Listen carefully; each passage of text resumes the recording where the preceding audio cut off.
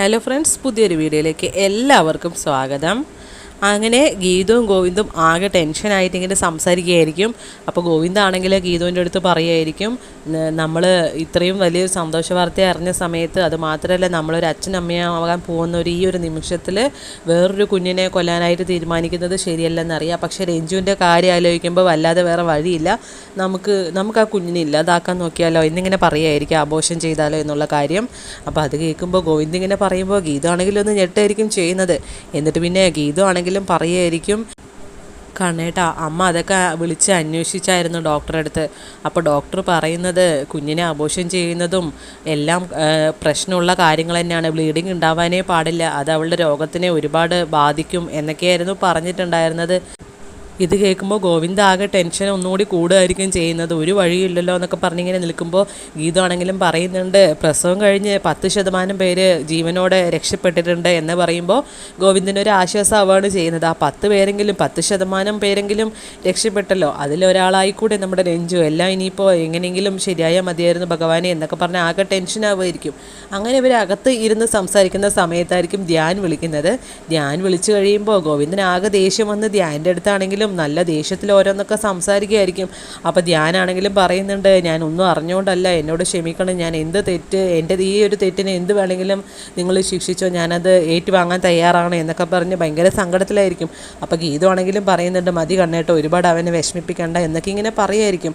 എന്നിട്ട് നീ എത്രയും പെട്ടെന്ന് ഇനിയിപ്പോൾ ഇങ്ങോട്ട് വന്നേ മതിയാകൂ എന്നൊക്കെ പറയുമായിരിക്കും. അപ്പോൾ ധ്യാനാണെങ്കിലും ആ മാനേജ്മെൻറ്റിൻ്റെ അടുത്ത് സംസാരിച്ചിട്ട് എത്രയും പെട്ടെന്ന് എത്താനായിട്ട് നോക്കാം, എന്നിട്ട് എന്താ വേണ്ടതെന്ന് വെച്ചാൽ ചെയ്യുക എന്നൊക്കെ പറയുമായിരിക്കും.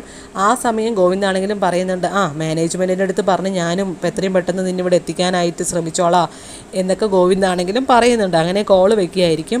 അപ്പോൾ ഗീതു ആണെങ്കിലും പറയുന്നുണ്ട്, എല്ലാ പ്ലാനും അമ്മയുടെ പോലെ തന്നെ എല്ലാം ഓക്കെ ആയിരുന്നു ഇതുവരെ, പക്ഷേ ധ്യാനിനെ ഇത്തിരി നേരത്തെ വിട്ടതായിരുന്നെങ്കിൽ ഇങ്ങനെ ആവില്ലായിരുന്നു എന്നൊക്കെ പറയുമ്പോൾ ഗോവിന്ദാണെങ്കിലും പറയുന്നുണ്ട്, എല്ലാ പാട്ടുകാർ കാരണമാണ്, അവർ കാരണമാണ് ഇങ്ങനെ ആയത് എന്നൊക്കെ പറഞ്ഞ് ഗോവിന്ദാണെങ്കിലും ദേഷ്യത്തിൽ ഇങ്ങനെ പറയുമായിരിക്കും. അപ്പോൾ ഗീതു ആണെങ്കിൽ ഗോവിന്ദൻ്റെ അടുത്ത് മാക്സിമം അമ്മയെ സപ്പോർട്ട് ചെയ്തുകൊണ്ടായിരിക്കും സംസാരിക്കുന്നത്. എന്നിട്ട് ഗോവിന്ദാണെങ്കിലും പറയുമായിരിക്കും, ഇനി ആ പാട്ടുകാരിയുടെ ആ പേര് വേണോ വേണ്ടതെന്ന് നമുക്ക് പിന്നീട് ആലോചിച്ച് തീരുമാനിക്കാം എന്ന് പറയുമ്പോൾ നമ്മുടെ ഗീതു ആണെങ്കിൽ ലക്ഷ്മി ദേവി കാത്തോളനെ എന്നിങ്ങനെയൊക്കെ പറയുമ്പോൾ ഗോവിന്ദാണെങ്കിലും പറയും, നീ ഇനി ആ പേര് ഇവിടെ പറഞ്ഞു പോരുത്. അപ്പോൾ നമ്മുടെ ഗീതു ആണെങ്കിലും പറയും, അതൊരു ദൈവമല്ലേ കണ്ണേട്ടാ, എൻ്റെ വായിൽ എപ്പോഴും ലക്ഷ്മി ദേവിയെ വിളയാടൂ എന്നൊക്കെ ഇങ്ങനെ പറയുമായിരിക്കേ. എന്നിട്ട് പിന്നെ ഗീതു ആണെങ്കിൽ ഒന്ന് എഴുന്നേൽക്കാനായിട്ട് നോക്കുമ്പോൾ നടു ഒന്നിങ്ങനെ വെട്ടുമായിരിക്കും ചെയ്യുന്നത്. അപ്പോൾ അവിടെ തന്നെ ഇരുത്തായിരിക്കും. ഗോവിന്ദ് പിന്നെ പിടിച്ച് കിടത്തിയിട്ട് നടുവൊക്കെ ഇങ്ങനെ നല്ല സ്നേഹത്തിൽ ഇങ്ങനെ ഒഴിഞ്ഞു കൊടുക്കുമായിരിക്കും. ഗീതുവിനാണെങ്കിൽ നല്ല വേദനയായിരിക്കും. അത് കഴിഞ്ഞ് കാണിക്കുന്നത് രാധികമ്മയായിരിക്കും. രാധികാമ്മയാണെങ്കിൽ വയറ് വേദനിച്ച് കരഞ്ഞുകൊണ്ടിരിക്കുകയായിരിക്കും. വരുണും അടുത്തുണ്ടാവും. അപ്പോൾ വരുണിൻ്റെ അടുത്ത് പറയും, എൻ്റെ മണ്ടനായ മകനെ എന്നോ ഒന്ന് ഹോസ്പിറ്റലിൽ കൊണ്ടുപോടാ എന്നൊക്കെ പറയുമ്പോൾ നമ്മുടെ വരുണാണെങ്കിലും പറയുന്നുണ്ട്, ഈ സമയത്ത് ഇനിയിപ്പോൾ ഡോക്ടർ ആരെങ്കിലുമൊക്കെ വന്നു കഴിഞ്ഞാൽ ആകെ ഇനിയിപ്പോൾ സീനാവും, എല്ലാവർക്കും സംശയം തോന്നും എന്നൊക്കെ ഇങ്ങനെ പറയുമായിരിക്കും.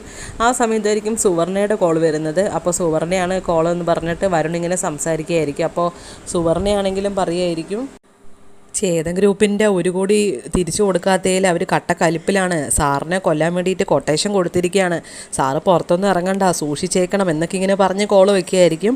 അപ്പോൾ വരുണാണെങ്കിൽ അത് കേൾക്കുമ്പോൾ ആകെ ഭയങ്കര ടെൻഷനാവുമായിരിക്കും ചെയ്യുന്നത്. ഇനിയിപ്പോൾ ഞാൻ പുറത്ത് ഇറങ്ങുന്നില്ല. അപ്പോൾ രാധികാമ്മയാണെങ്കിലും പറയുന്നുണ്ട്, എന്നെ എത്രയും പെട്ടെന്ന് ഹോസ്പിറ്റലിലേക്ക് കൊണ്ടുപോടാ എന്ന് പറയുമ്പോൾ ഇനി ഞാൻ പുറത്തിറങ്ങി എൻ്റെ ശവമായിരിക്കും കാണുന്നത് എന്നൊക്കെ പറഞ്ഞ് നിൽക്കുമ്പോഴായിരിക്കും നമ്മുടെ കാഞ്ചന ഒരു പാലും കൊണ്ട് വരുന്നത് ഒരു ഗ്ലാസ്സിൽ. എന്നിട്ട് പറയും, മാമിക്ക് വയറുവേദനയാണെന്ന് രേഖപ്പാപ്പ പറഞ്ഞിട്ടുണ്ടായിരുന്നു, ഇത് കുടിക്കും മാമി, എല്ലാം ശരിയാവും, കുറേ ചേരുവകളൊക്കെ ചേർത്താണ് എന്നൊക്കെ പറയുമ്പോൾ എനിക്ക് ആശ്വാസമായി എന്ന് പറഞ്ഞ് രാധികാമ്മ വരുൺ പറഞ്ഞിട്ട് കുടിക്കുകയായിരിക്കും ചെയ്യുന്നത്. വരുണാണെങ്കിലും കാഞ്ചന എടുത്ത് ചോദിക്കുകയായിരിക്കും, നീ ഇതിൽ എന്ത് കൂട്ടാണ് ചേർത്തത് എന്ന് ചോദിക്കുമ്പോൾ കാഞ്ചന പറയും, നമ്മൾ പാത്രത്തിൽ അണുക്കളൊക്കെ മാറാൻ വേണ്ടിയിട്ട് ഡിറ്റർജൻ്റ് അല്ല ഉപയോഗിക്കുക, സോപ്പ്, അതുപോലെ ഇതിൽ ഞാൻ 2 സ്പൂണ് കൂടുതൽ സോപ്പ് പൊടിയാണ് കലക്കിയത് രേഖപ്പാപ്പ പറഞ്ഞിട്ട് എന്ന് പറയുമ്പോൾ അയ്യോ എൻ്റെ വയറ് പോയേ എന്ന് പറഞ്ഞ് രാധികാമ്മ നേരെ ടോയ്ലറ്റിലേക്ക് ഓടുകയായിരിക്കും ചെയ്യുന്നത്.